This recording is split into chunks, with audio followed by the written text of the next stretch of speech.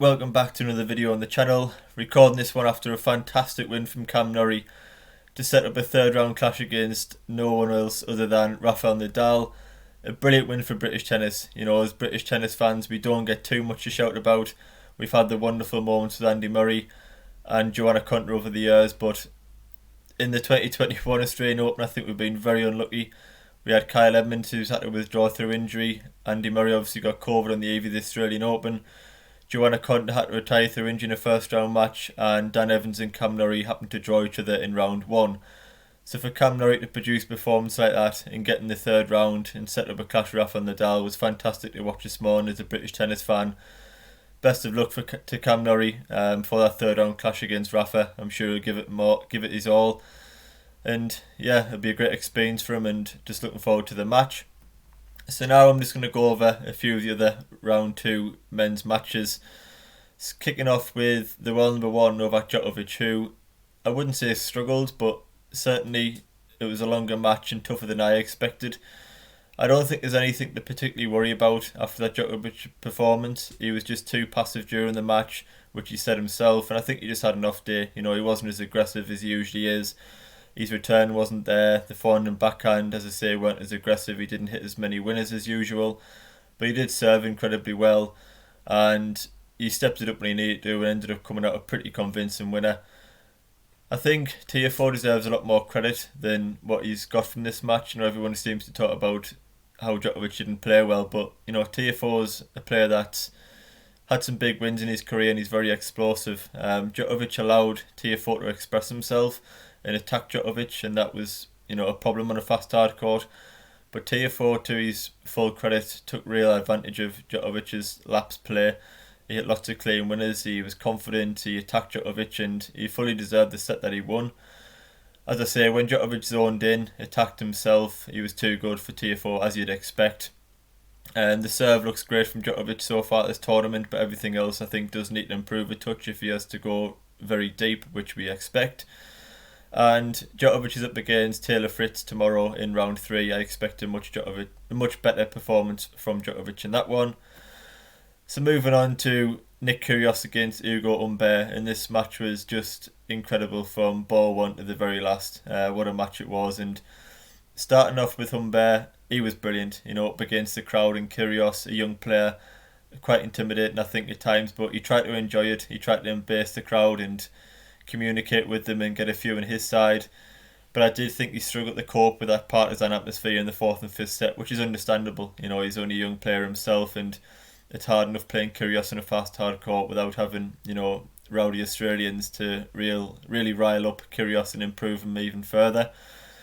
He's a great young player, Umber. I think we can expect a lot from him in the future. He's got all the shots, and he'll learn a hell of a lot from that experience and be better for it. You know, it wasn't just the fact that he lost a five set Grand Slam match. You know, he was in a partisan atmosphere, as I say, so he'll have learnt a lot from that as well and how to handle it better in the future. Kyrgios looked beaten a number of times in that match. We know he's a player that checks in and out of matches, but from the fourth set onwards, he just seemed to shoot into life. And for all the brash and off-court stuff that obviously happens with Kyrgios, I think people forget how talented a player he actually is. The tennis he produced at the back end of that fourth set to break back, and the level he produced in that tie break was just unbelievable. You know, I think he had 5 or 6 clean winners in that tie break, just blasting forehands at ridiculous power for clean winners, and the power he does possess is insane at times. You know, once he got that break in the fifth set, it was difficult to see Umber breaking Kyrgios back and changing the momentum and atmosphere. But I was talking on Twitter about this, and I think whether you love or hate Nick Kyrgios, he's obviously a player that certainly splits opinion. I do think he's very good for the sport of tennis. Myself, I've been critical of him in the past. I don't like some of the stuff he says off court and the stuff he says to umpires. I agree with all of that.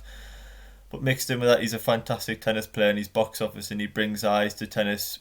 People tune in to watch Nick Kyrgios, and ultimately that's what you need. You know, you need to attract fans all the time, new fans, and Kyrgios absolutely does that. You know, every sport I think needs a controversial character who's gifted and unique and says and does things that other players don't do, and he certainly does all that. He ticks all those boxes.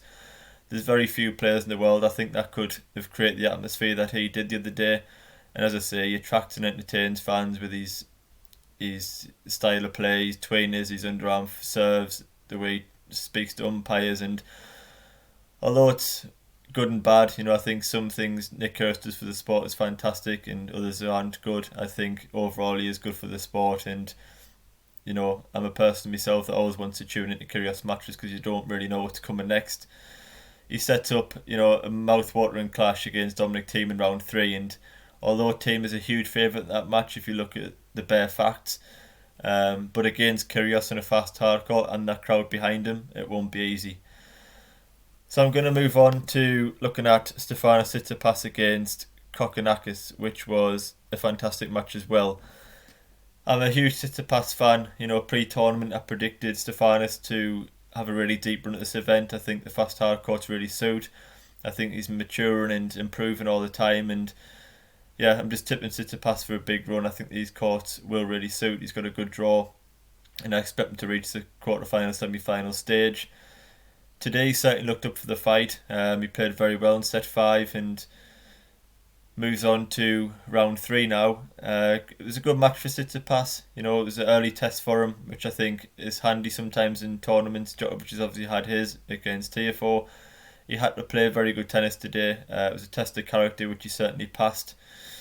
Kokkinakis has had a rough few years with injury. He's a very talented player who will hopefully have a few injury years free and will climb the rankings very quickly. He possesses a huge game, the serve and the forehand, gets good consistent depth, and yeah, Kokkinakis is a very talented player that I think with consistent tennis will climb the rankings. Tsitsipas was the dominant player today, as expected, but Kokkinakis found some brilliant tennis in those tie breaks and deserved a deciding set. Tsitsipas really upped his level in that decider. He served well, attacked the net, and moved through to round 3. Martins Fucsovics and Fabio Fognini came through 2 5-set thrillers that finished on match-aside and tie breaks. Wawrinka in the Fucsovics match made an inspired comeback from 2 sets down before losing 11-9 in a match-aside and tie break, which must be pretty heartbreaking. Fognini had an epic battle with fellow Italian Caruso, which finished with a huge argument. Unfortunately, they were speaking Italian, so I didn't have a clue what the argument was about. But yeah, that was an epic tiebreak. I think we went 14-12 to Fognini in the end. Elsewhere, there were straight sets wins for Dominic Thiem, Grigor Dimitrov, who looks very good, Alexander Zverev, Denis Shapovalov, Andrei Rublev, Rafael Nadal, and Daniil Medvedev, not forgetting. So looking ahead to round 3, and there's 3 clashes that stand out to me. In particular, Felix Auger-Aliassime against Denis Shapovalov. Obviously, the 2 Canadians going head to head. 2 fantastic players to watch. Young, explosive, and orthodox. That's a complete 50-50. It'll be whoever takes the big points and can probably serve the best on these fast hard courts will win that one. Dominic Thiem against Nick Kyrgios, as I mentioned before, doesn't really need an introduction. And Grigor Dimitrov against Pablo Carreño Busta will be a great match.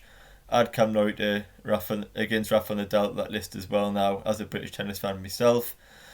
So yeah, just a fantastic set of round 3 matches to look ahead to, which start tomorrow for me in the UK. From the last 16, I will be previewing, predicting singles matches. I'll be analysing each one and make my predictions for those. I have done a review video for the women's action as well, and I'll be doing lots more videos on the women's tournament, so if you do want to check them out, they are already on the channel.